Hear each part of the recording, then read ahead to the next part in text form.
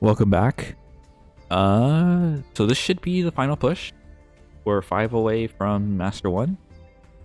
Has been kind of smooth, and I'll be honest, this like climb is pretty anomalous. I'm looking at the stats and I'm going second a lot of the majority of the time. Not by that much, but it's still, it's like 45-55 in favor of going second. And I have an 80% win rate. That is very weird. I'm not saying there's something wrong, but this is a small sample size of games, and I'm still not used to having. But let's see if we can continue this win streak or get to Master 1 in a small amount of games. I think I've played at least like almost 50.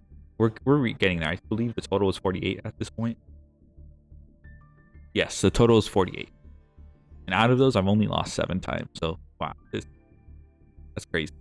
Anyway, let's get into it. We'll just look at the build again. Still not really any changes from the last time. Yeah, we're just gonna stick to this for now. Multi seems like a good inclusion, but Ghost Soaker's not that bad either. So just we'll continue.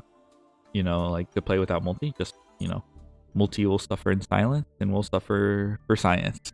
All right, so let's start.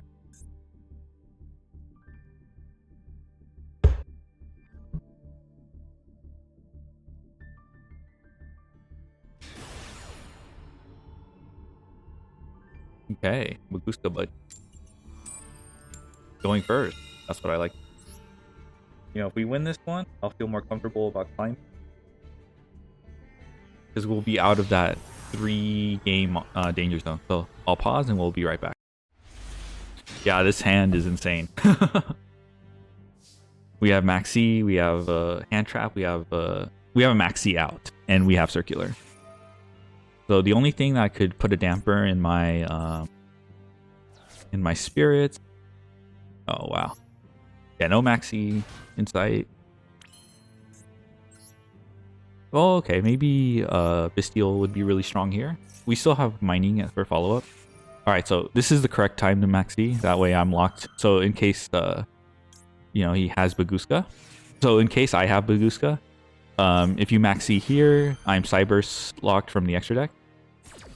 Alright, yeah. So I don't see my friend sticking around for very long.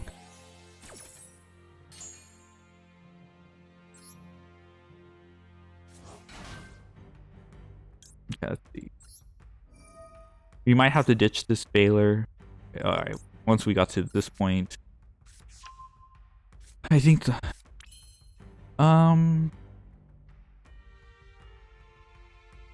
we could use the equation to continue play through Valor. We could do that.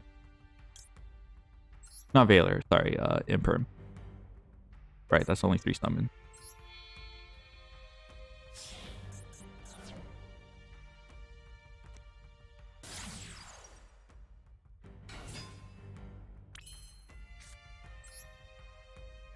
He has Valor. We still play through it. We just can't play through Valor plus Nibiru in this moment.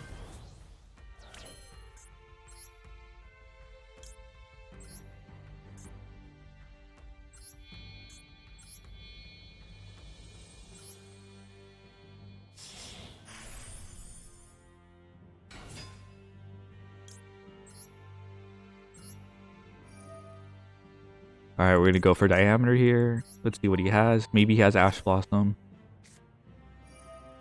Okay, that's rough. Okay, Ash Blossom.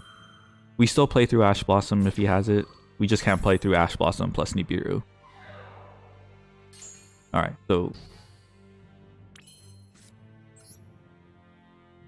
yeah, so I think we're gonna go ahead and ditch our Valor here. Alright, so we're insulated from Nibiru now. Sucks we had to get rid of our Valor, but he has a 4-card hand at this point. So I think we do this. So we set up Singularity as well, so he would also need Super Poly. But then that means he's working with a 2-card hand in the face of Super Factorial. So we would need 1-card starter plus Super Poly plus Called by the Grave to like truly outplay my hand. It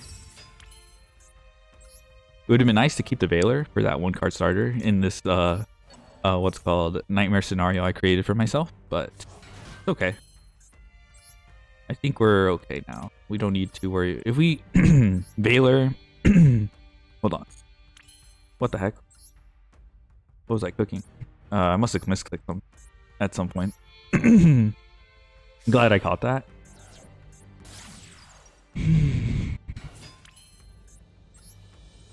All right, so yeah, this is Singularity plus Terahertz. We're going to cook. Seems like we're facing Snake Eye, just based on that hand.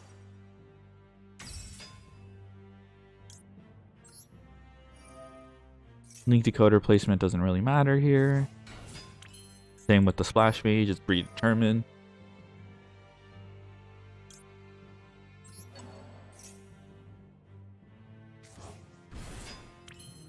Alright, Singularity should be above Diameter.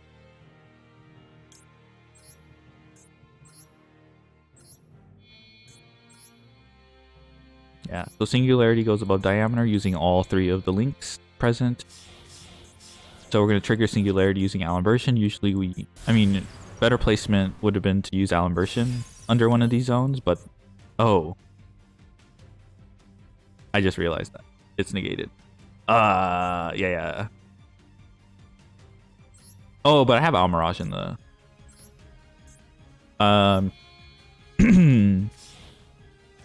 Good to know your lines. So we didn't need Alimbertion. I gotta remind myself that Almirage is a valid normal sum with diameter. Okay, I think this is fine. Ooh. I'm glad I'm autopiloting, because somehow I ingrained in my head to put the diameter underneath the Singularity zone. That's some foresight that only comes from doing it before. But I wasn't consciously thinking of that. So, okay, it's cool. It worked out. Broken. Yeah, I can't imagine that he breaks through this. Yeah, he would need Super Poly plus Called by plus 1-card starter, which is doable.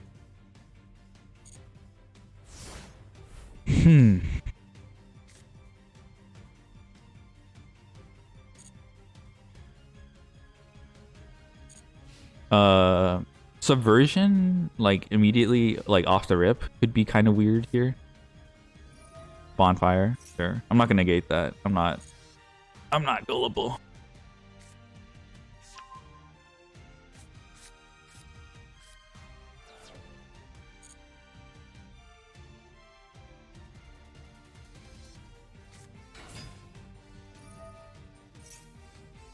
Maybe I flip Superfactorial here. It might be a little bit early.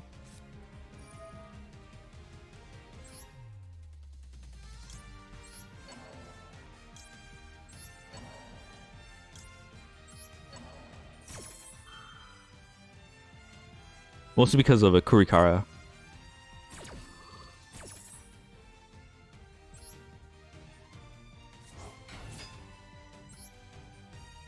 Doesn't seem like he has Nibiru.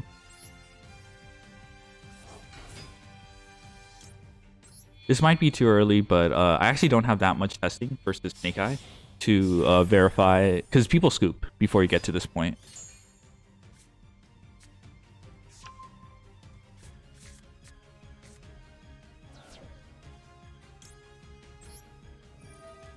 So then Chainlink 2 should be Poplar, because OCG is a very interesting place with weird ruling.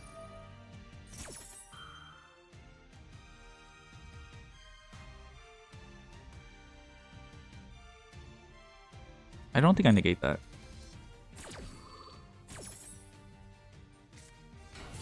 But I think I do, so we get rid of that. Oh my god, that doesn't do anything.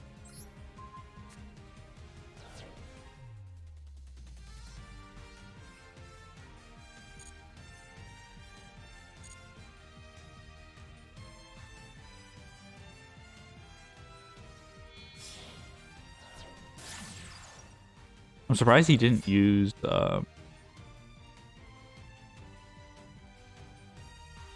yeah, I'm surprised he didn't use Poplar here. There's a world where we bounce here. And then if he has Diabell Star, we can just negate it with Laplacian.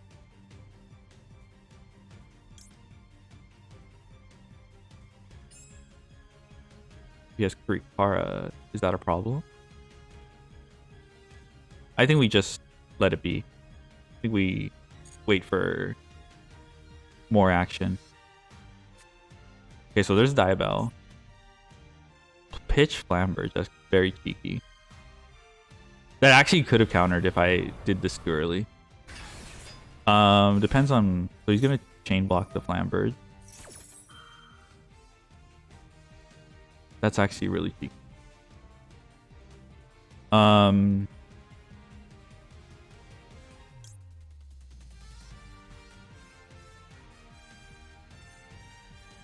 That is actually obnoxious. Ugh, I don't like that. Yeah, because either way, he gets the Poplar go through. He only has one level. Oh, okay. Actually, it's not the end of the world. So what I think I'll do is this. I'll negate this.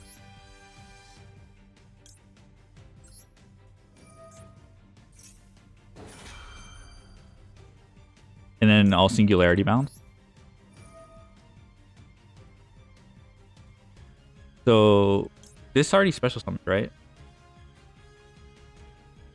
So Flamberge should not be able to revive if I bounce here. So I think I'll bounce Poplar. Yeah, he already uses normal. So bounce Poplar.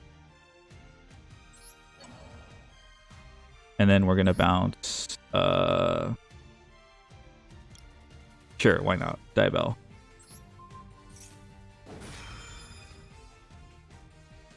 That should be enough, yeah. So Flamberge doesn't resolve. It's a good thing we held the...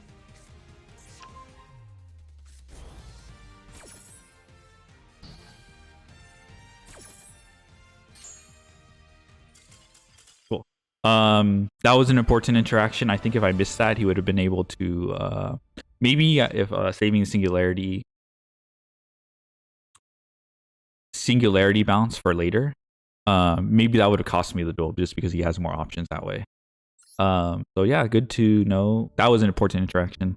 So just to reiterate what I was doing when I bounced back the Poplar, it already special summoned itself. Normally, if it didn't special summon itself already, it could actually summon itself if you add it back to hand. It doesn't really care if it's added from deck or graveyard, but since it's already used added effect, there was no risk, and that explains why he didn't activate Poplar's effect to put itself in the scale or in the spell trap zone, because he needed 2 fire monsters in the graveyard to trigger Flamberge when it's pitched by Diabell Star. And Flamberge is mandatory must summon 2, and since there was only 2 in the graveyard and I bounced back 1 and there was only 1 left, he couldn't activate his effect to summon the Snake Eye Ash. So knowing that interaction, I think, was crucial for that moment. So yeah, I think we're out of the danger zone. And we got a new what's called new win, or our win streak is huge. All right, so I'm gonna pause it, take a break, get some a glass of water. But yeah, that was I don't think I would have won with like Terahertz Pass, because that was a lot of gas to go through it. I mean, maybe if I held Super Factorial for longer, we would have been able to, maybe if I held Super Factorial for longer, it would have been easier to deal with, because one of the worries about I believe I used Ash earlier. I have to worry about Dark and Hita as Link 2s to climb into Promethean to revive Flamberge. So that's another concern when going second So it's just managing those resources is very important, or just like keeping track of what your opponent is capable of, because those are Hita and Dark Charmer are really strong. In fact, let me double check if he was on Dark Charmer, because sometimes I'll put them on not having Dark Charmer. So yeah, he was on Dark. These two are huge when they go second. Also SP Little Knight, but I knew everything. So basically, we had perfect information during that final chain link. It's kind of interesting how dense that turn was. The decision making mattered a lot in that. You know, even though I had a bunch of interruptions, it could have. I think it could have ended up pretty nasty if I didn't nip it in the bud earlier. So anyway, I'll take a break and then I'll be back. Alrighty. Sorry, I just lost track and ended up in the shop. So let's go back to the duel room. Give it some time. All right, so yeah, we still have our win streak. Let's just jump in.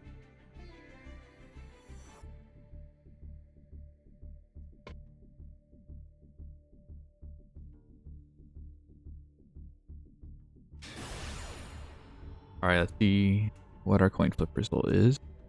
Hopefully heads. Yeah, that's what I like to see. No doubt the rank up's going to be tails when we get there. All right, but first let's focus on this game. Okay, so interesting hand. There's definitely, I think, no doubt we normal summon Diameter. Yeah, depending on what kind of... So that could have been an Imperm.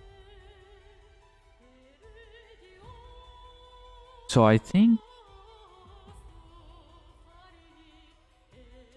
trying to think, because we can go into Addition first and then go into Diameter. I'm sorry, an Alimbertion, which searches Circular.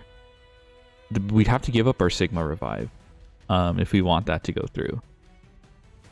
I think we'll try it. I think we'll try that route. I think genuinely that'll push our Super Factorial. We should have enough bodies to push through. So now the problem here is, if he has two hand traps, like let's say double Imperm, we don't necessarily beat it. We can Diameter negate one, but if it's okay, I don't think he has double Imperm. But if he activates Veiler, I think what I want to do is Called by the Grave, the Veiler. Okay, so this just goes through. The reason why, because if this ends up being negated, this succeeds pretty useless in hand.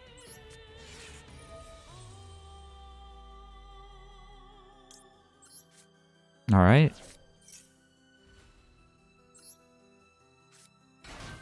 So you can concentrate his interruptions here.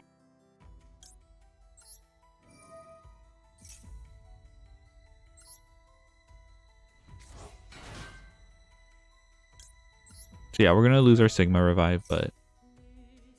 Okay, so now we're insulated. We have all three names in the graveyard. We're going to keep this guy face up.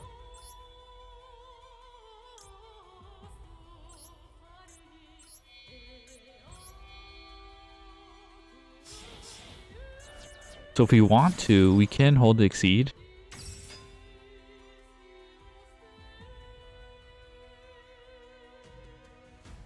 Exceed.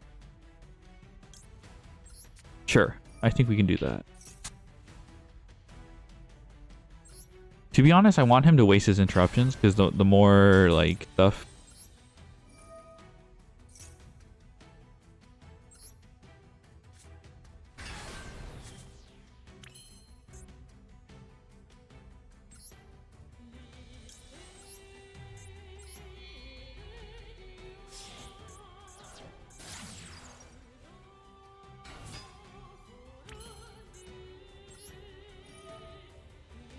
So if he negates this, I might let it go through. Did we go through Linger Rebo? No, we didn't. So, okay. In that case, we will summon this. I think we have Singularity. I think we have Singularity plus Allen Burst protection. Yeah, so yeah,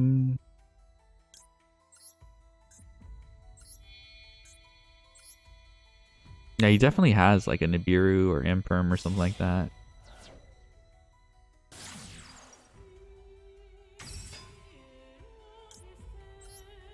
If he Imperms here, I'm okay with that. Could be holding a Bestial. That also can be problematic. We'll see. Alright. But keeping this up might be beneficial for us just because of Nibiru. So we'll go into Singularity. It's a little greedy. Especially in the face of him holding his interruptions.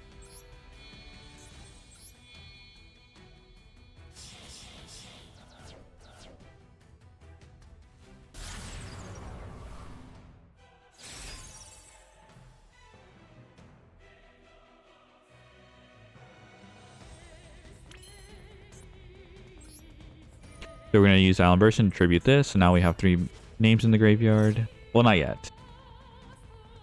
So we're going to summon this. I think we're going to keep this guy up just to keep the diameter negate. So we're going to revive this. Yeah, so we'll keep the Allen Burst, even though it's kind of just not doing anything.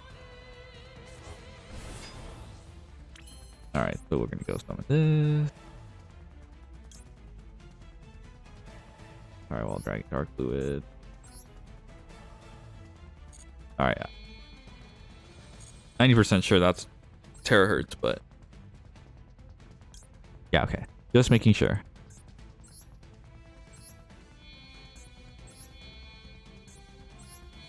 Alright. Pretty strong board going first. I would have preferred he uses interruptions, but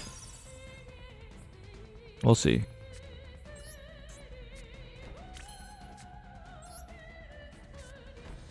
A Duster would be nasty here.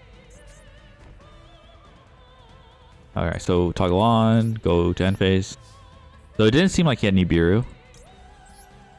So I think I'm safe if he uses interruption here. Okay. So he probably has an Imperm somewhere. That's fine. So 6 cards in hand. This should just be enough, at least with the sets I have. Hopefully.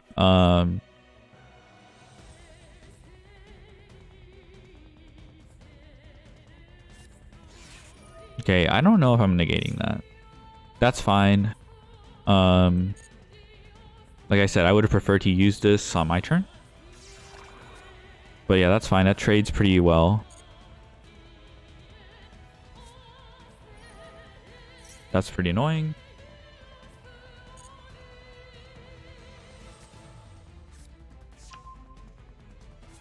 This is probably Rescue 8. I think this is fine. I think we Imperm this. If this is like Rescue Ace or something like that, no big deal. I think we Imperm. He might have an OSS or something. But, well, this isn't normal summon Poplar, which is like completely different. So maybe I should have waited for the Snake Eye Ash. But who knows? He could have used Subversion, Search Subversion on and then target Dark Fluid, and I'm forced to negate that anyway. Oh, but yeah, Linkuriboh.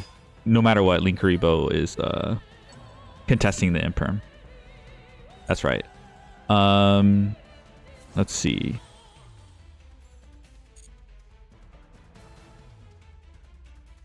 Hopefully he didn't hard draw original Sinful Soils. Okay, Rescue Ace Airlifter. So I need to read this. Opponent activates a monster on the field. Okay. So I'm going to save this for HQ.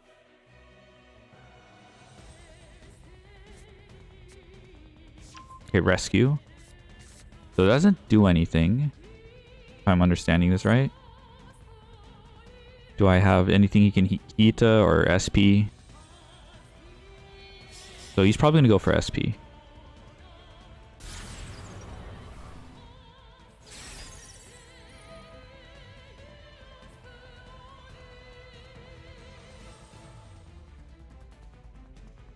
I'm going to call by the grave the airlifter if he uses rescue here. So he's going to choose on the so I'm going to chain Superfactorial because it trades pretty well here. If he has called by the grave,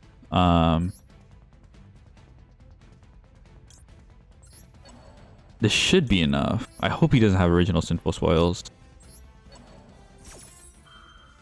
I don't want him to call by. Cool.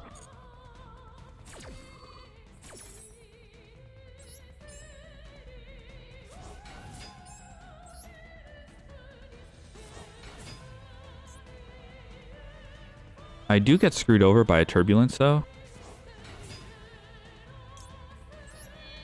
Alright, we gotta be careful for sure. Turbulence here I think is huge because he can go into battle phase. Alright.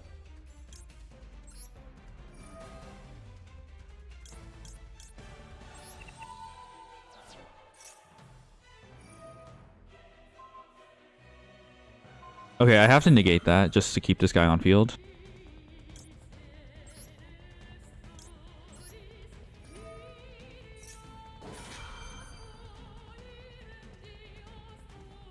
Let's see.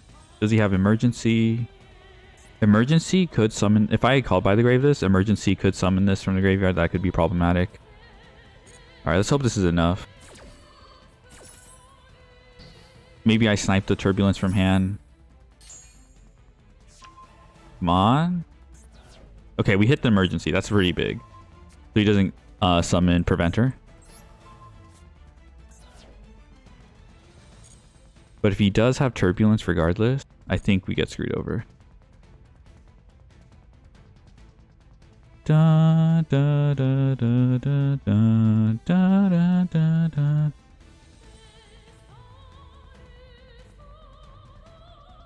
Yeah, hard draw Turbulence, perhaps.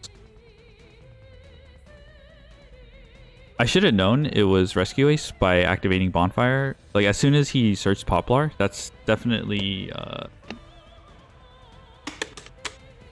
Rescue Ace angle.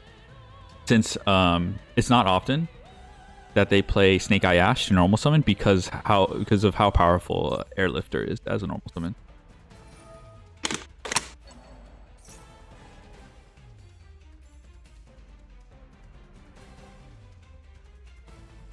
I think either way, if I negate this,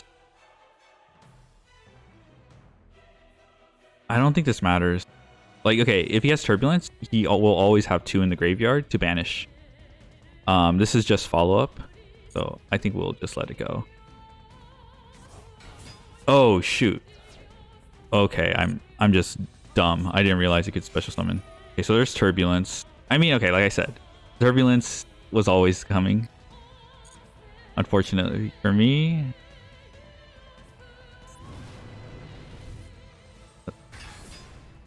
Okay. The Imperm traded extremely well here. So we'll have to face the music. If we lose to this, that's fine.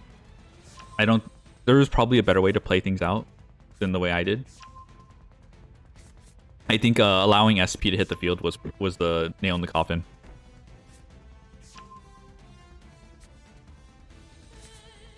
So I need to pay attention to what he set.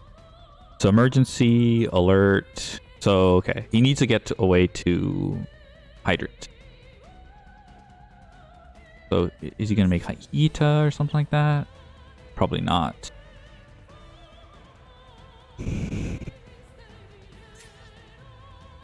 Okay, this is only by card effect. So this is technically a Horus card. You know, if another card you control uses field by an opponent's card effect. You know, target one card on the field, destroy it. So yeah, think of this guy as a Horus.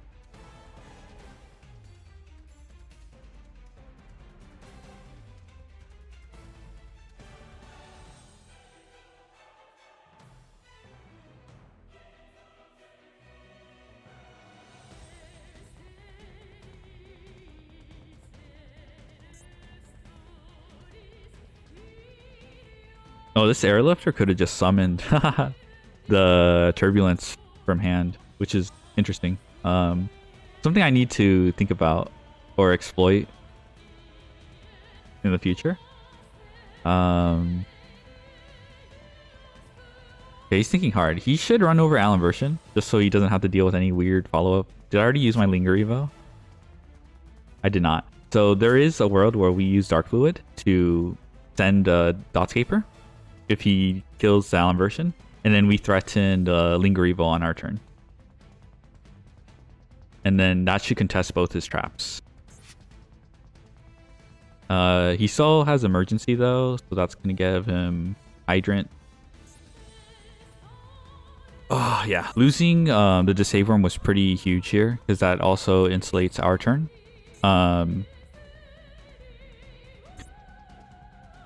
Okay, so we have to face the music no matter what. So you should destroy this, in my opinion. Alrighty. We're just gonna assume our next top deck isn't gonna be that helpful.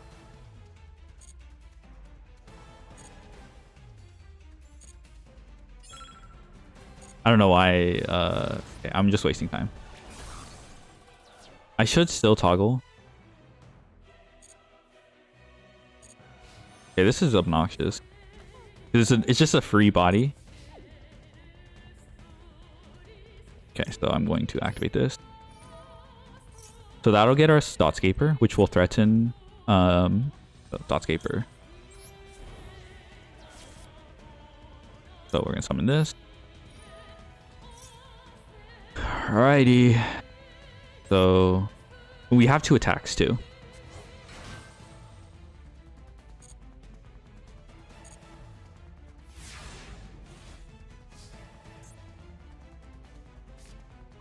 Okay, yeah. See, like I said, we can't really rely on our top deck being that good. So we have to hope we get to main phase first.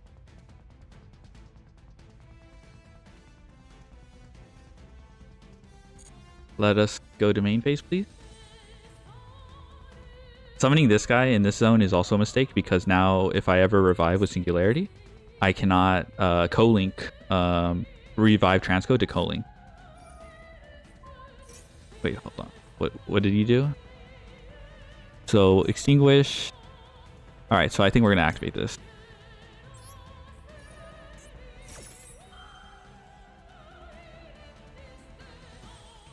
Yeah, I don't think he realizes what he just did. So we're gonna send this guy, so that should protect us from this effect, extinguish. So that's our protection. So that's 1 trap down.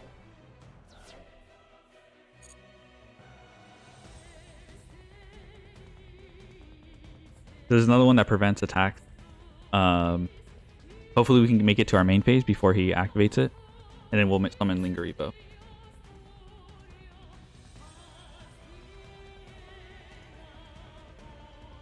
Maybe I could have let this die and then... Oh, yeah. Yeah. Okay, so there's Preventer. So he's probably going to prevent it from... That's fine by me.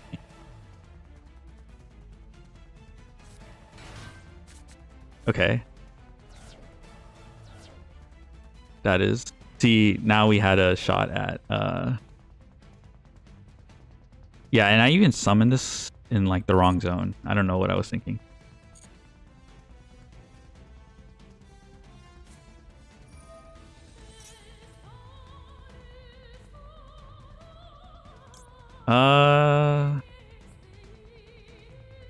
I'm just thinking. Yeah, I think we called by here. This kind of... Okay, you know what? I think this was a misplay because now... Yeah, I think that was a misplay. Yeah. Who knows, actually. We'll see. So he only has 1 interrupt. He's shotgunning everything. Yeah, so he could have just added this impulse.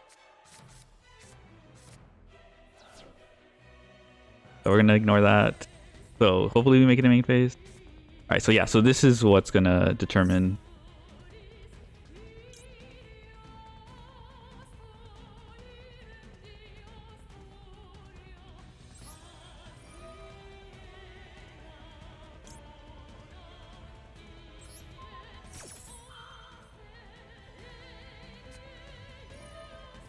Yeah, I don't think I played that out very well.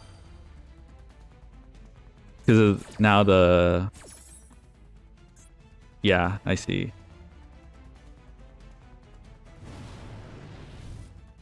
That is annoying. Now he gets a free pop. I don't think it's the end of the world, though. Yeah, I don't think it's the end of the world.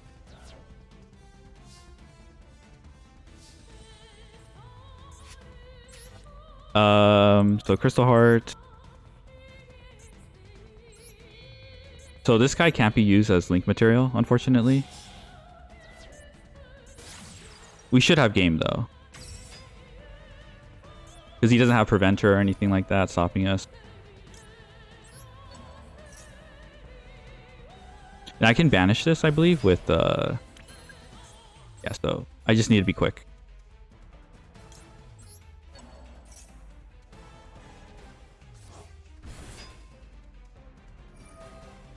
That doesn't do anything. Just wasting my time. Alright. I'm actually really nervous. I might mess this up. Just gotta be careful. Link 3.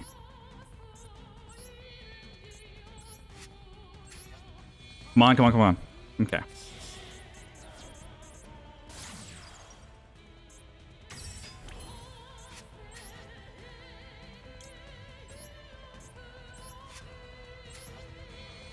I have enough time. I have enough time. Oh my god, I just wasted time.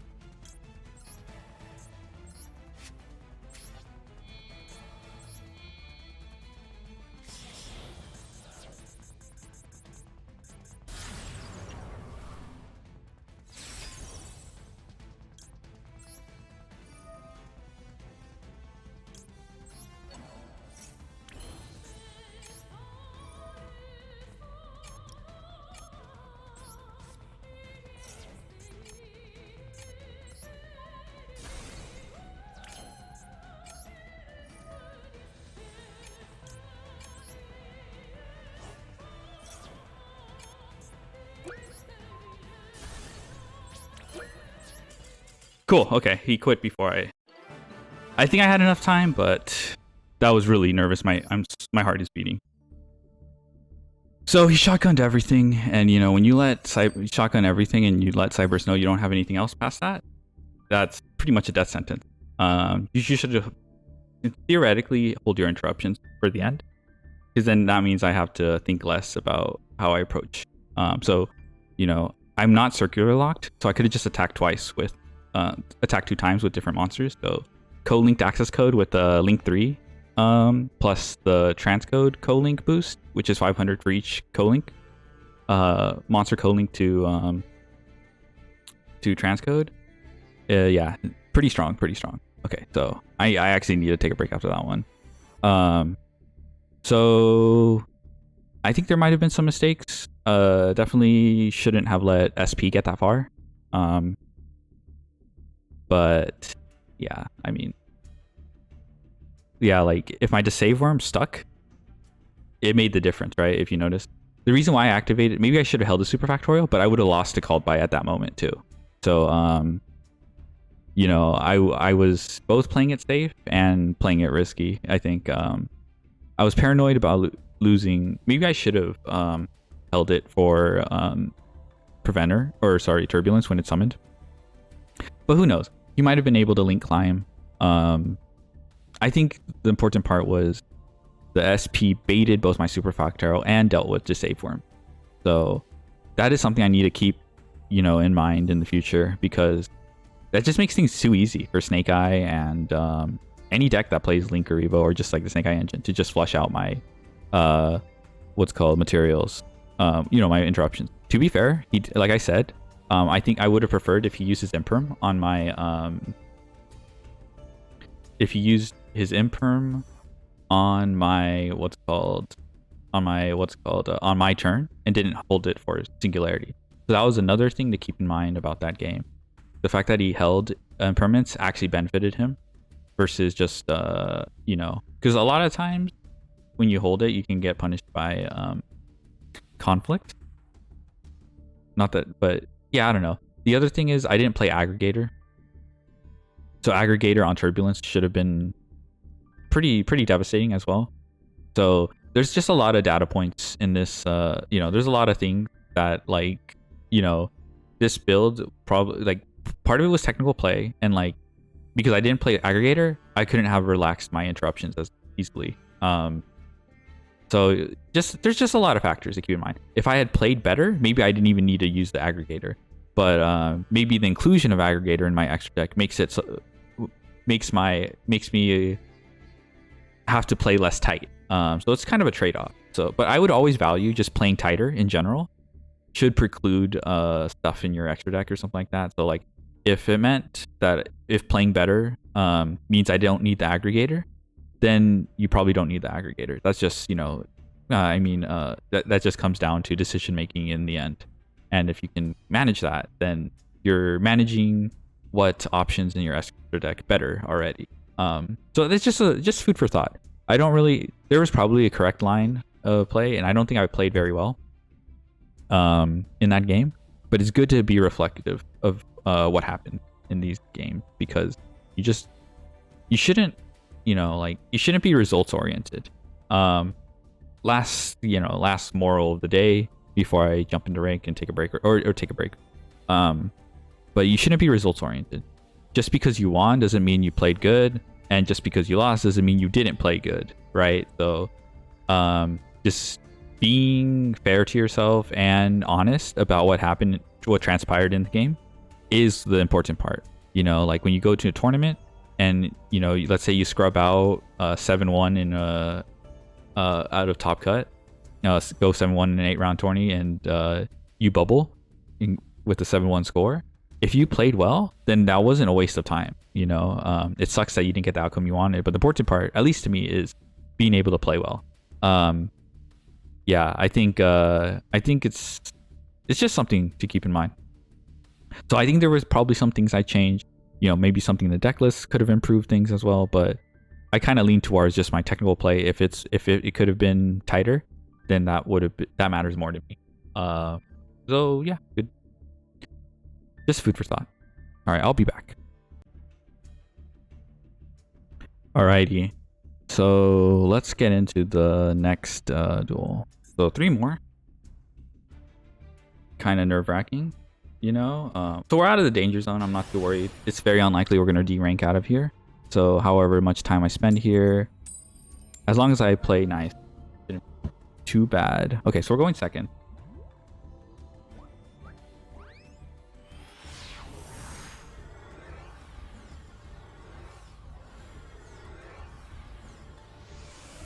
Oh shoot, I forgot to pause it, but it's fine.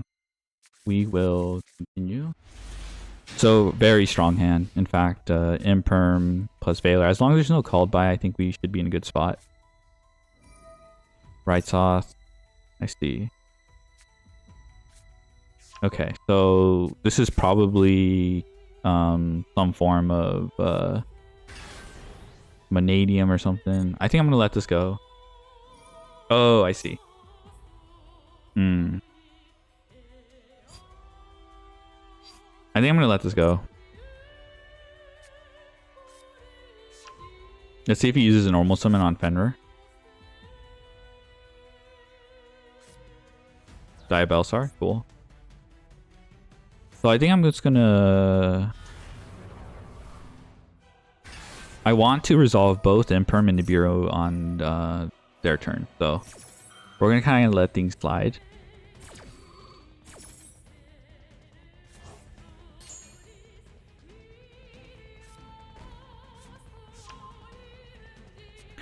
We're playing a little risky, but so we know he has an Imperm here. So yeah, he's spending that. This is good for me. I don't see...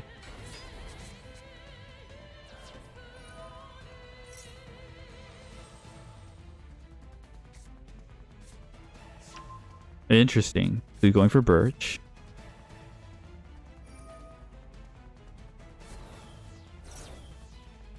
Wow, he's Giga comboing. So I think here...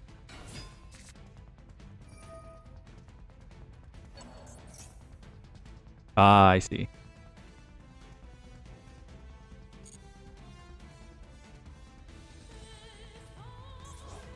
I think we're gonna wait for this to resolve. Yeah, I think we're gonna wait for this to resolve.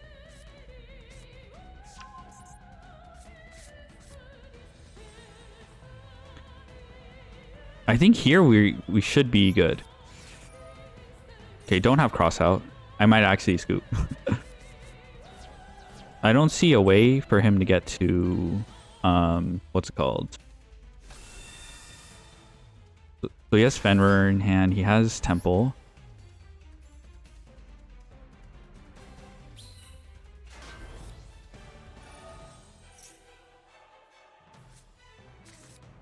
Okay.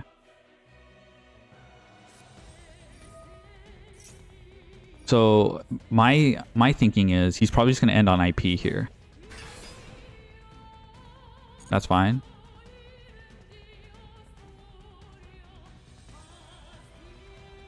In IP, I can just go into battle phase to deal with. That is fine.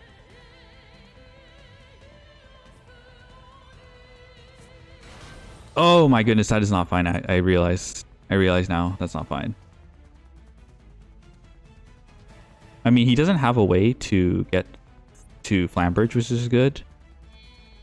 But I realize he searched to Birch. That was a lapse in judgment.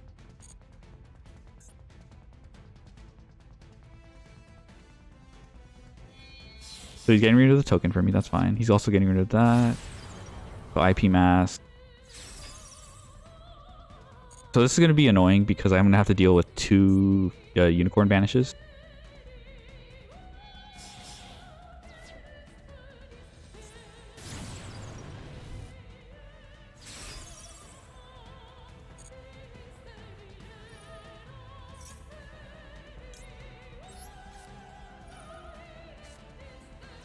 So yeah, I'm gonna have to deal with Unicorn Banish, which is very disruptive here. And I realize this is not the proper zone to summon this here because now I block myself off from Link Decoder. Yeah, so you get to see. It's very disruptive.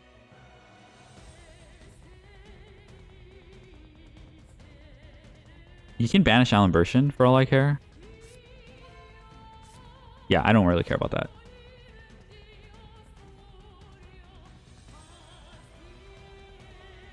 Now he has to decide whether he goes into Raging Phoenix here, which I think I would prefer. Raging Phoenix also has an arrow that points up.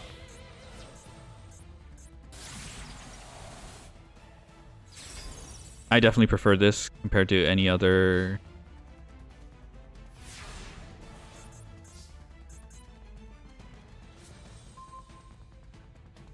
Okay, this is nice. He did not have to. I feel like I got rewarded. So we're gonna go into battle phase. We should have normal summoned this. It's more damage.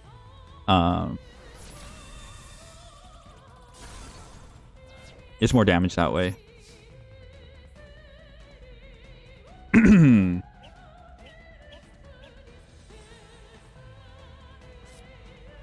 We have Ogre to pop this, so that's good for us.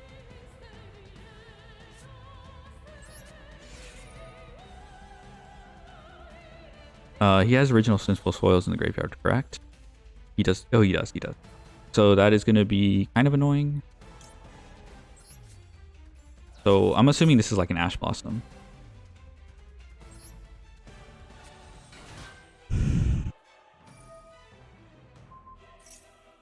This is good because we can negate it, we can destroy this, and then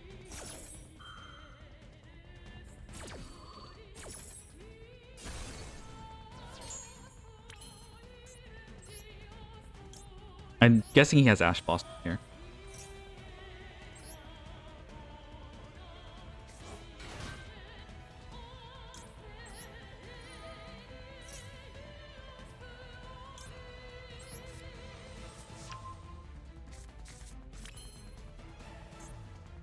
Let me see what he has in graveyard. He has more than enough. Did he already use Diabell Star? No, he hasn't.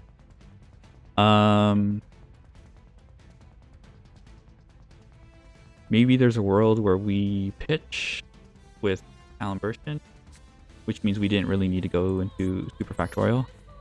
Yeah, probably. Right, he sniped Alan Burstyn.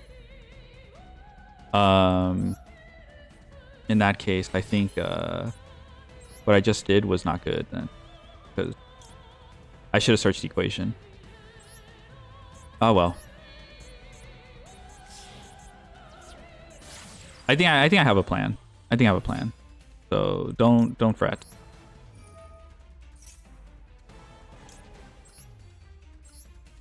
If he has his own, the only thing is I just don't have what's called a diameter negate here.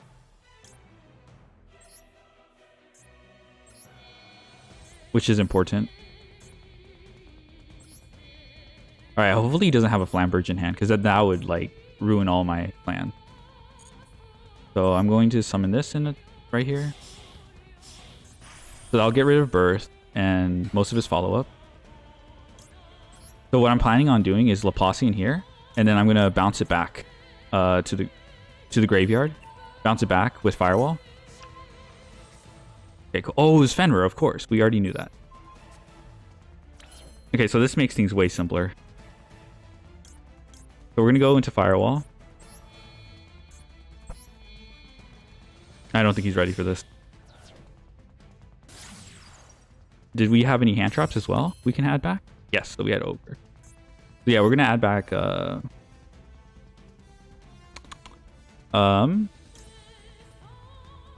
we're gonna revive this. Oh, this is gonna be shice.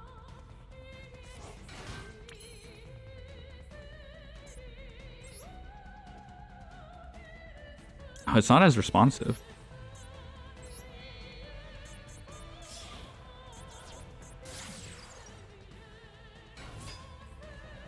This is good. I'm not joking. We are going to add back Laplacian.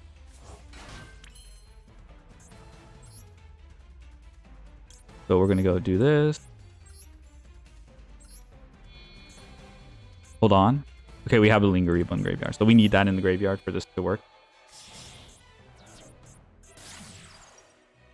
So it doesn't seem like a good idea to add back Veiler because of the Lingeriba lurking.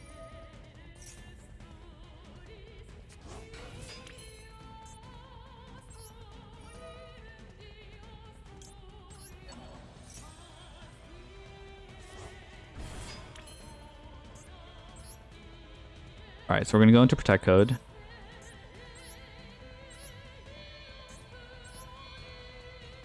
Maybe we can add back the Nibiru. Maybe that is a thing we can do.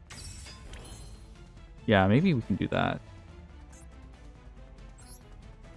So we're going to go into Firewall. So yeah, let's add back Nibiru. That seems like way better.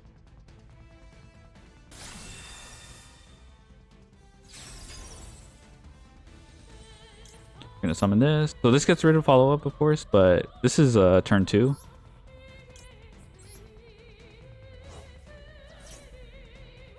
So that's fine.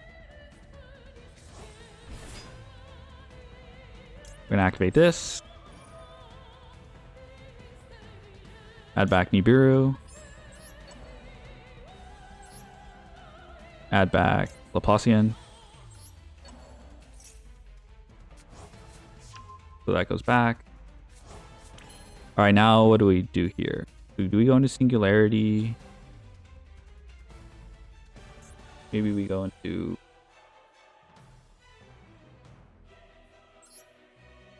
We could go into Singularity. Special Summon. We need a Special Summon this, I think.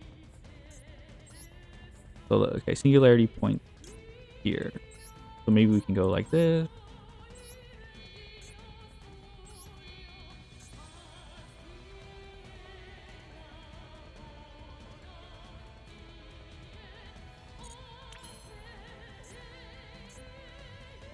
Yeah, I think we go here. Okay, I think we do this. Yeah. So. Okay, so we can go Singularity. Let's summon this.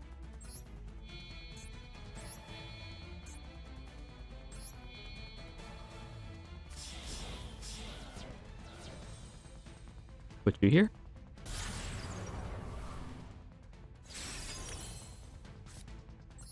Make you go down here. I want to get terahertz. And we need to link. So we're going to trigger you.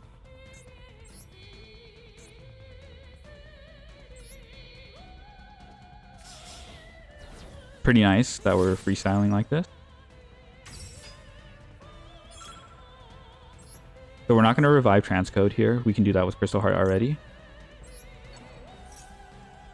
So this is co-linked, which is nice.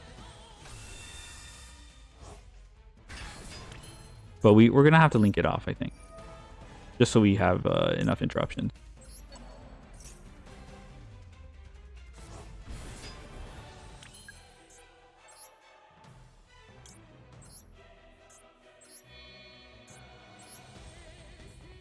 Yeah. So we go do this. We have terahertz.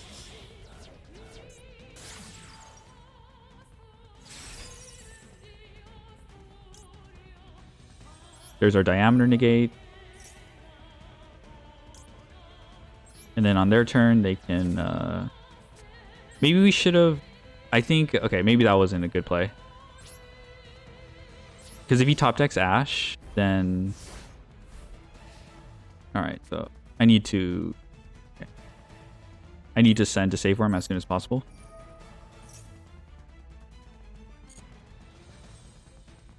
Yeah, top decking Ash would be really brutal here. Okay, so we're good. We're good. Actually, let's make sure. Let's seal it. I don't want him to like top deck a Kurikara or something. So we need that to save for him to check the.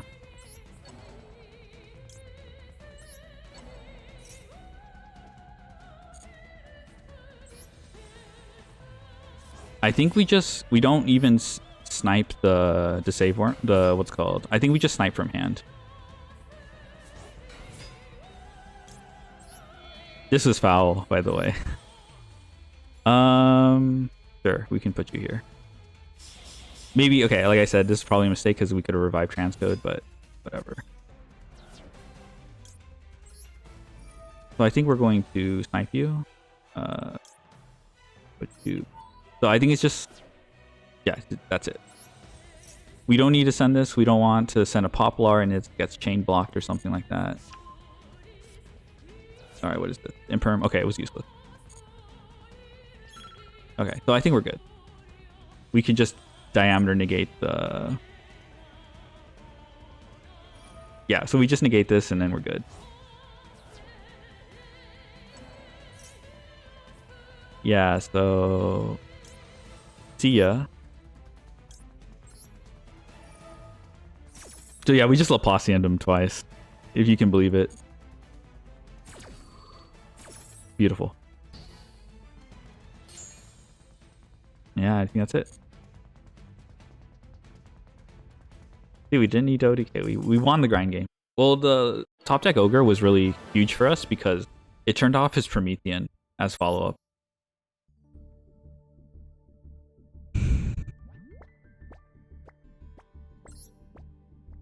Yeah, that was pretty shite.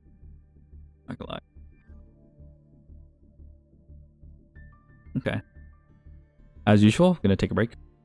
2 more, and we have a 13-win streak. Can you believe it? We were going second to Snake Eye, and you know, it's not an easy matchup. You still have to, what's called, hand trap correctly. I loved how he had to use his unicorn, you know, and we didn't have to deal with 2 banishes. If you notice, his unicorn hit Alan Bershin, and I don't know why they love doing that. For some reason, 1 Alan Bershin is like candy for them. They're like, yeah, they just slurp it up. And I don't understand the logic behind that, you know, just because if you're getting an Alan Bershin, you already have Circular, and Circular lets you climb to your extra deck, which, you know, like terahertz is like way higher value just because it, you know, can send 2 interruptions at most. You know, like, I don't know why. They just think like the deck is dead if you can't XZ summon. And that's not true. You know, I've OTK'd without, you know, under D barrier. So it's kind of like a similar thing.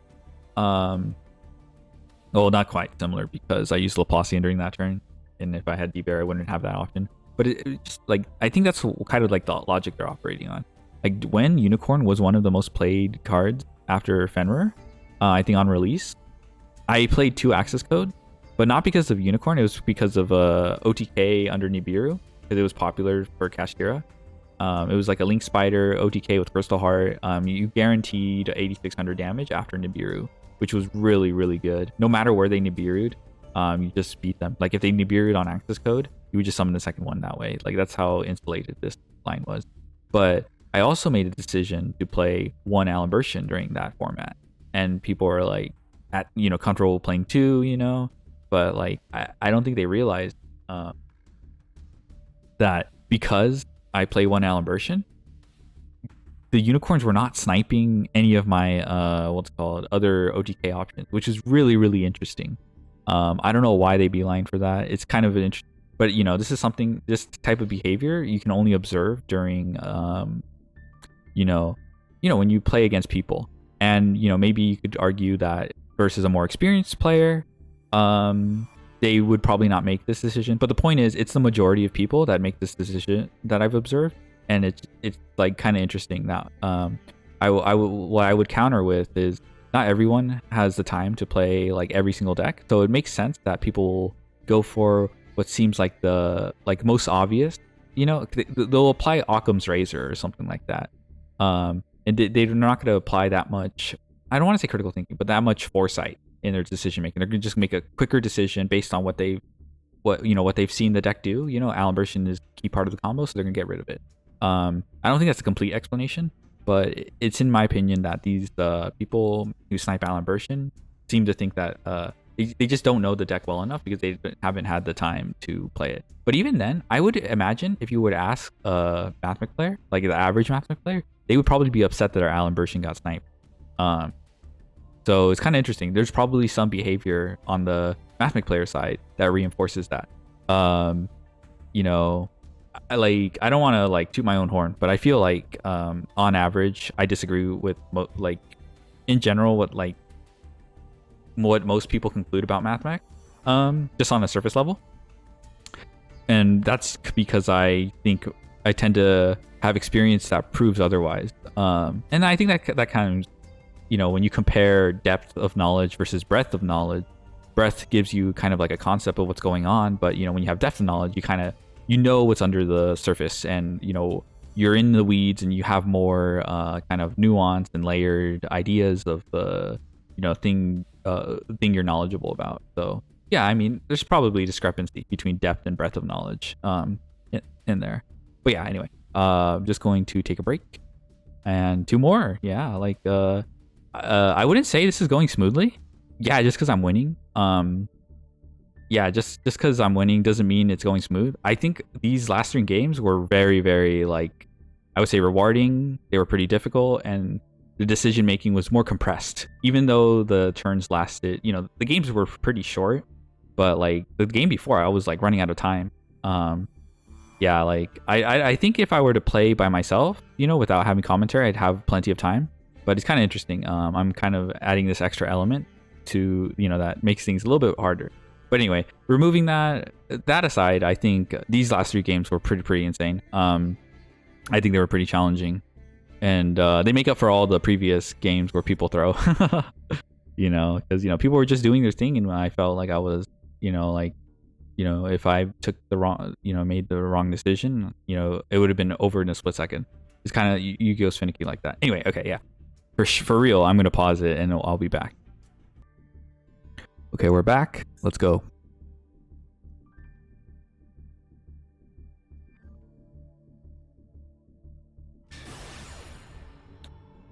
Let's see.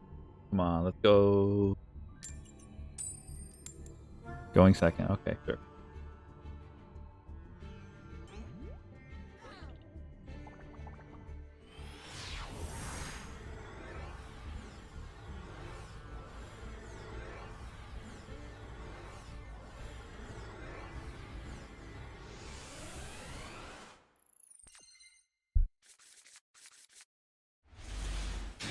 okay hand. I don't like that we open super factorial going second. Cross out designator is also not that great going second, but could. Oh wow. So how do we sequence this? They could have a called by. Okay, we have an Ash Blossom. So this is nice.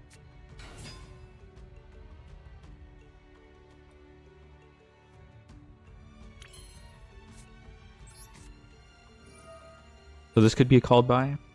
We'll see. If he ashes the defensor, that's pretty problematic. I think we're gonna go into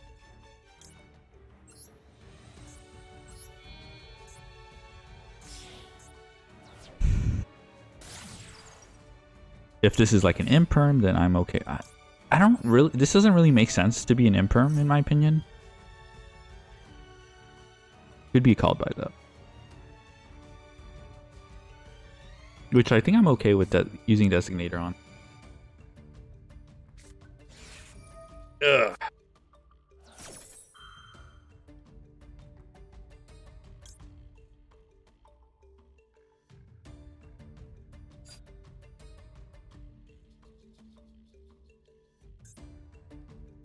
So I could ash this now. It's a little bit greedy, because then that prevents my own ash if he has a max E somehow. And if this is a called by and not an imperm, then I get even more screwed over. This is if I let this go and then hold this for a called by or an imperm. This is really greedy. Okay. If he changed max E here, then I think we're okay. So we're gonna get greedy.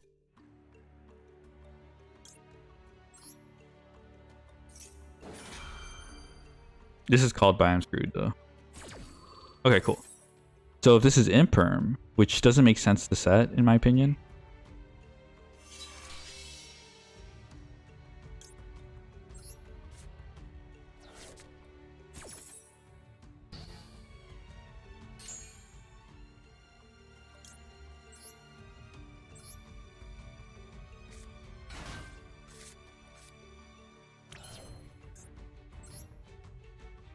Okay, we're getting a little bit greedy with this, the way we're sequencing this.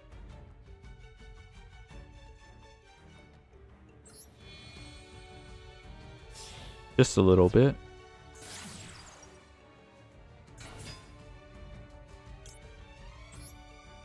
We get beat by Nibiru either way, but it doesn't seem like he has it. Otherwise, we would have been, because these are 4 summons.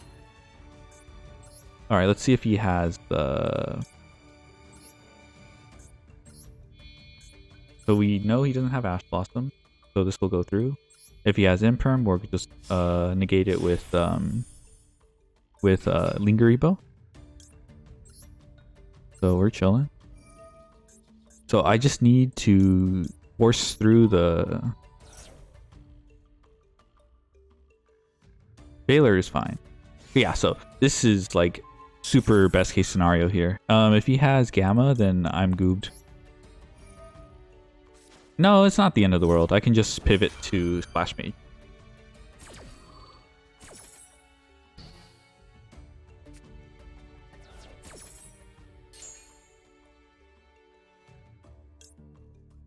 Yeah, so this is pretty simple, straightforward. I don't have to. I don't have to circular because that'll lock me. Yeah, what the heck. So we're gonna. I already used my normal summon anyway. Nibiru doesn't matter at this point.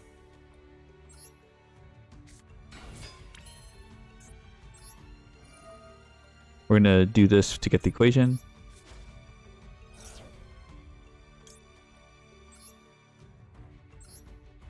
Okay, we should have game now. What a pretty uneventful going second game. Kind of curious what they were playing. Jeez, I did not expect it to. Okay.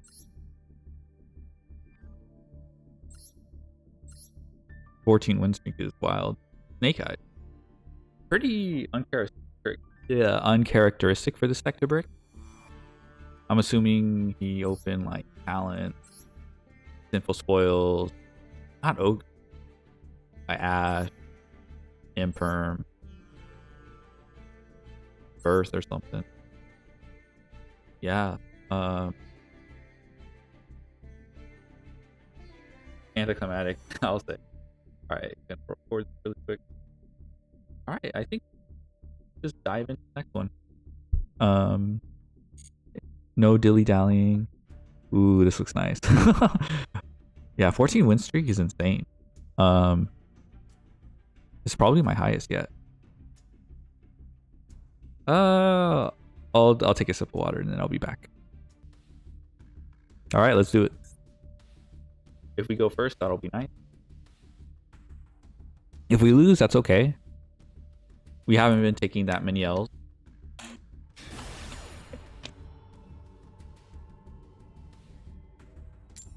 All right, Jeeves Zen. Okay, we're going first. All right. Don't jinx it. Just let the hand play out. So pretty okay hand. I think I'm gonna have to use Gamma as a bridge. Ash kind of sucks here. So no Ash.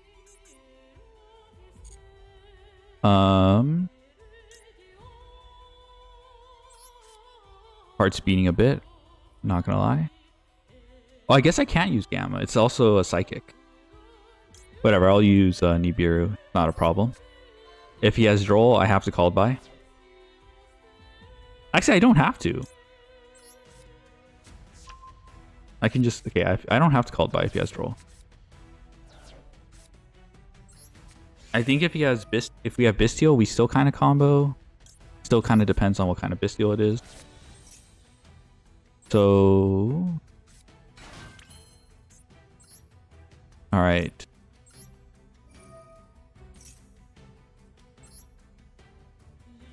I'm hoping this isn't like Blind Second Sky Striker, because that actually has a decent chance of OTK or like just breaking my board and leaving me with no follow-up.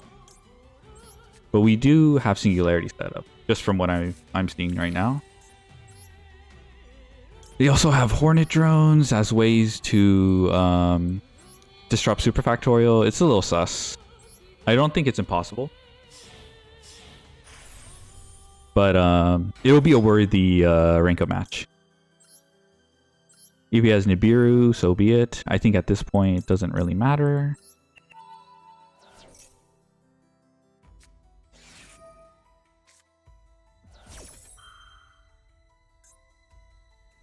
I think we let that go. I don't want to call to shut down my own Ash. It just... Okay, so the trick here is I need to remember to send Diameter with Terahertz.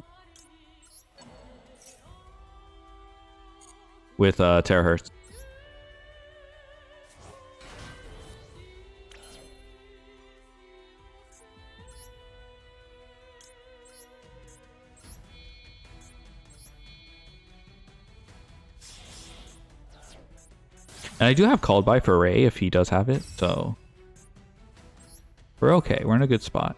Nibiru does goob me. I just realized Nibiru does beat me here, but it doesn't seem like he has it. It's good that he's using his interruptions here. I don't have to worry about too much.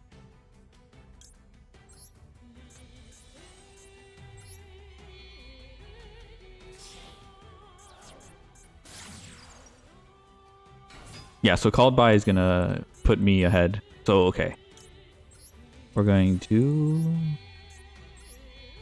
Yeah, we're just gonna hope he doesn't have Nibiru, which is I wouldn't say it's wishful thinking, but it's still kind of precarious, you know.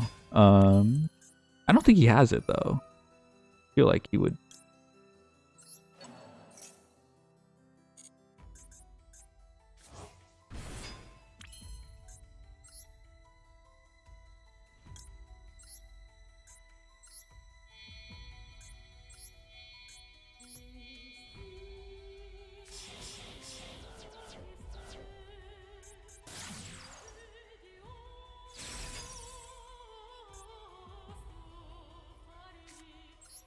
Okay, so we have Ash Blossom. We don't have that much follow-up here, because like even something like a Widow Anchor steal on my Crystal Heart turn 3 could be like really devastating. But I'm just assuming this is yeah,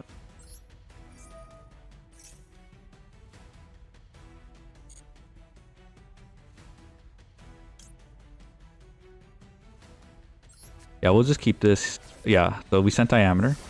So mission accomplished. 5 cards versus their 4. Hopefully this is enough. If that's another Ash Blossom, then I'm kind of... Okay. Hopefully there's no Droplet either. Droplet is pretty powerful. Okay.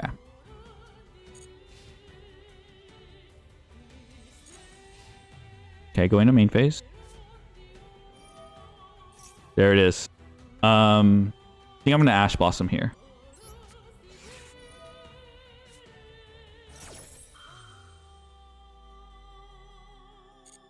Yeah, so we are facing a Ray Enjoyer.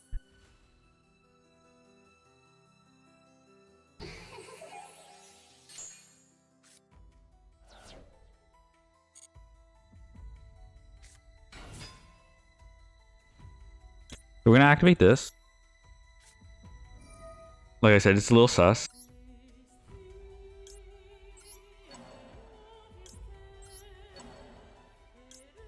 But I think this should complete the... This should be enough. That's annoying.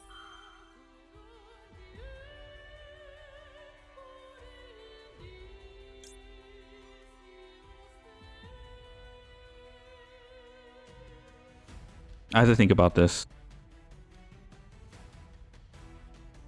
I could get greedy and negate the max D. Then he chains this. I snipe. Ugh. This is not ideal. I think we let it go. I think getting rid of Ray is more important with Called by the Grave.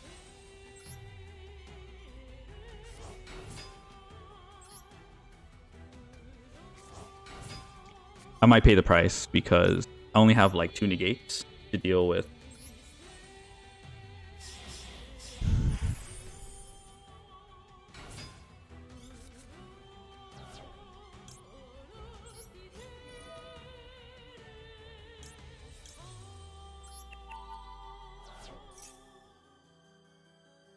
Oh, he's just letting it happen. That's weird.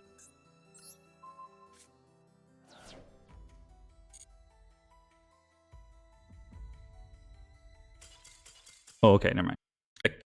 That was really anticlimactic. Still precarious. But we take those. We take those. It was kind of like that with my last rank up. Terror hurt strong. I guess he gave up or something. Or maybe he thought he could... he didn't realize Laplacian didn't target. I don't know what he was thinking. But I think we were in control. I think he really needed me to waste that called by or something. He didn't know I had it, but yeah, that was a crazy climb, I guess. You know, who knew I would just win streak my way up to Master 1. And we'll just take a quick look at the list. So not too much I changed. Heatzel doesn't seem to come up very often. I mean, you'll win more often because Heatzel will dig 1 card deeper and you're going to see more follow-up. So it will, but it didn't seem like it was required. Same with aggregator, it didn't seem like it was super necessary, but it does make things simpler. Gamma is strong. I love this card. This card's insane. Ogre performed pretty well when we were facing Horus and Snake Eyes. I think people kind of underestimate, it doesn't negate or anything. I think as far as slots go, it's competing with Mortner and Valor. I'm not even maxing out on Valor, which is kind of the sus part. But I am maxing out on Infirm. I kind of like how Ogre and Mortner, they both can be used on your turn. And Valor, it can be. But it's still worth maxing out on Valor. The reason why I'm not doing that is because I have Gamma. Gamma is basically Super Valor. Super Valor. So I'm thinking of messing with a different concept than this. I think I spent like 4 months playing this deck. And I think I got a good, I didn't really get to perform the crazy 1-card circular into triple Firewall board. Or no, it's just Singularity plus Terahertz.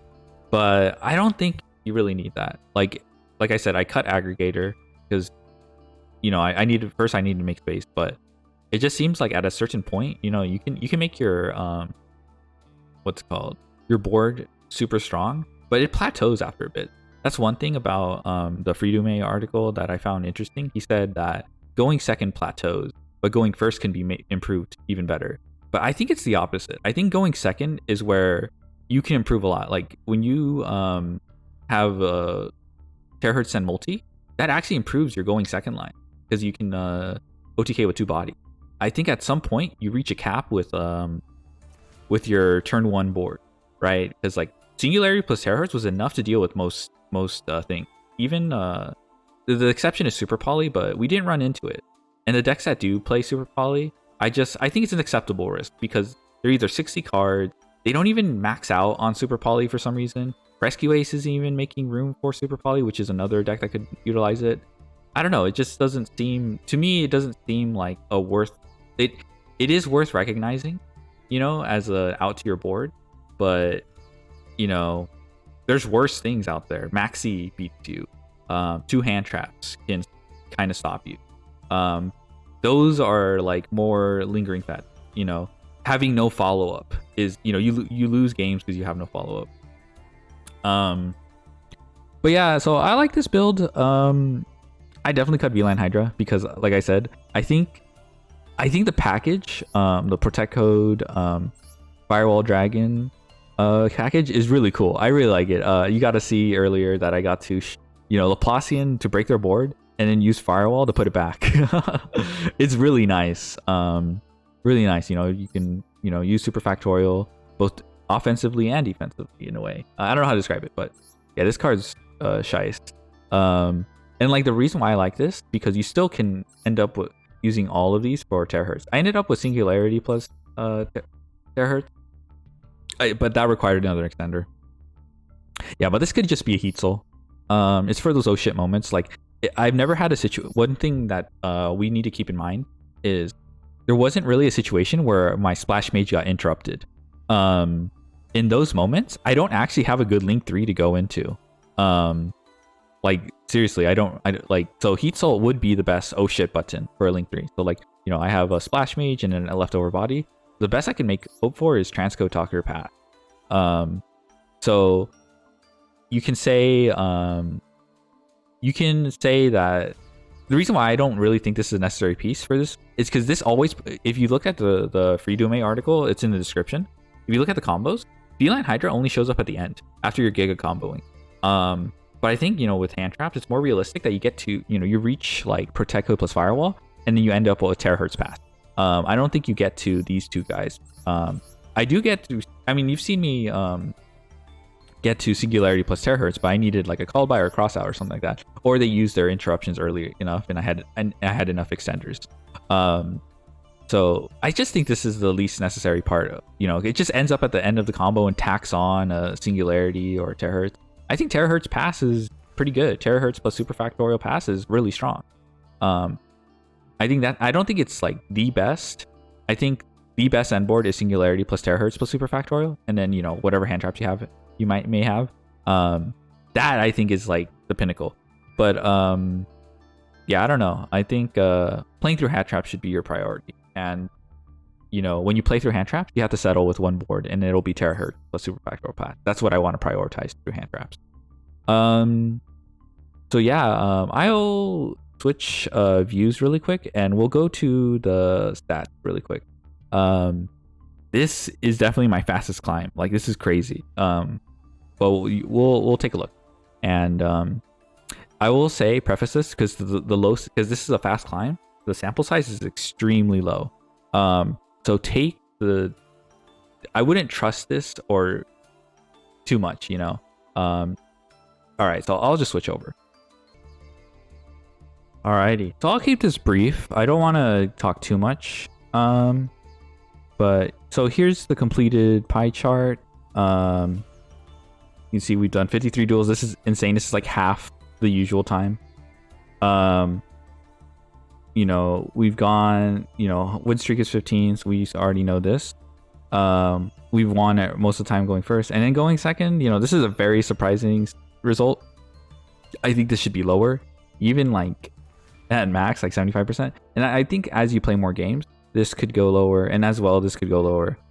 So our overall, we've only lost 7 times. You know, that's crazy. So this, you know, we have the peanut gallery. You know, this, I believe this is like 30% of the chart. You know, the ones that show 1 or 2 times. So yeah, we got a good spread. Snake Eye claims its rightful place. I still don't think there was like a huge trend, but I mean, to me, this seems kind of like, you know, if you look at the first 5 slices, that seems pretty realistic. You know, Snake Eye makes up the majority. You know, I mean, it's not even that much of a majority, but you know, you'll run into it often. Horus, you know, shouldn't be too surprising. It's the new engine on the block. It's just as, you know, I think it proves its strength. You know, the decks that it's supporting aren't the greatest, but I think it's still like playable. You know, I don't think you would forego this if you have like, you know, you could either use this to patch up a weakness in your deck. You know, I don't know. I don't really like when you use it as a Nibiru negate, but you could use it for that, and that's kind of, and I find that reasonable. I don't like it, but I find it reasonable. You know, I think you can use Horus more for eviler things. We have Salamangreat, you know, that's kind of new. It's kind of cool that there's some representation. Labyrinth is, you know, old guard, but still a strong contender. Tearlament's still around. I shouldn't be surprised. Kid Kalos is legal, and I think it's just here to stay for a while. I guess there's Vanadium tiered here and represented. For the most part, it's still Tearlament. But yeah, we have a good record versus Snake Eye and Horus. We beat every Horus. Cool. Salamangreat, you know, I think one beat us at the beginning, but yeah. I think what's interesting is the hand traps. You know, the non-engine we're playing. You know, Ogre's good against Snake Eye. It's good against Horus. I don't think it's that great against Salamangreat, but I guess you could pop Promethean Princess. I think. I don't know. I don't know if that works. Because they could just go into, well, they would need Weasel regardless. I don't think Ogre's super great here, but you know, Nibiru is. Actually, even then, Effect Negation seems to work pretty well here. Gamma seems to work pretty well on debug. You know, so it's not like, same with here. You can Gamma the Imseti. You can Gamma the Snake Eye Ash. So the non-engine that I like kind of added in, kind of just threw in to get to 43 cards and, you know, a decent amount going second. That they seem to work pretty decently. Labyrinth is like the only one I'm kind of lacking, right? Like I cut Bell to fit in other stuff. Ogre's not that great. In fact, I think like Mourner would perform better against Labyrinth. Probably would perform better against Salamangreat as well.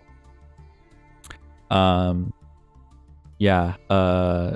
Shizu again, like I mean, Bell's okay versus the Shizu. They can chain block though. It's not foolproof. Ogre's not that amazing either, but it can. I don't even think there's that many good interactions thinking about it. But either way, I think, you know, if these are like, they're not, I wouldn't call these like the most overwhelming majority, but just based on this alone, it looks like Ogre seemed to perform pretty decently when I drew against these guys, and I think it is. Well, actually, I just established that it's not great versus Salamangreat, or I just never drew it versus Salamangreat, so that's probably what happened. But yeah, let's see. I think that's all I have to say. We can just look at the heads and tails. Heads 24, tails 29. Yeah, 45, 55 is kind of it. Remember, this is a small sample size. you know, as you play more games, it should even out. But yeah, who says Mathmech can't go second? You just got to play non-engine, or just know, I think if you paid attention to the games I went second, there were opponents that misplayed. But at the same time, I had a game plan as my opponent was playing. I was thinking out what possible lines they had, and I think I think adapting to the way they were playing was how I was able to go second. Like there were some lucky calls, like when I believe I activated Gamma when I had a defensor in hand. That was crazy because it baited an Ash, and then I didn't have to worry about Gamma conflicting with defensor. That's like one of the few times I've ever had to make that decision. So I took the riskier option. It worked out well. I think when it comes to decks like Snake Eye, I think you have to take a chance. You have to take every unfair advantage as possible. If it works out, if it pays off, I don't know. I guess from the Snake Eyes guy's perspective, thought I was crazy. But yeah, maybe I played badly in his perspective, but I don't know. I thought I was just playing super risky and got rewarded. Anyway, so that's all I have. I hope you enjoyed the series. I don't really expect it to get that much traction, but at the very least, I hope it archives the decisions I'm making. I can use that as reference for previous seasons. And this is like an interesting build that doesn't get documented. For the most part, the Freedom, Firewall, Protectcode build is not like, I wouldn't say it's it's that documented. I don't think I've seen gameplay recorded of it. Maybe there was like some guy showcasing a combo of it. But I don't know, at least like there's something here, on the record that that showed somebody was testing this deck out. For the most part, it played like regular Mathmech. There were some interesting extra deck lines that I could come up with. I would also mess them up as well. I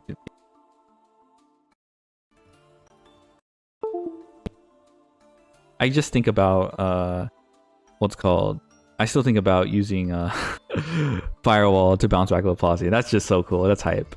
Firewall Dragon's the homie. Firewall and Protectcode. But yeah, thanks for listening. I think that's all I have. Have a good one. And I think I'll probably do more of these. But yeah, have a good one.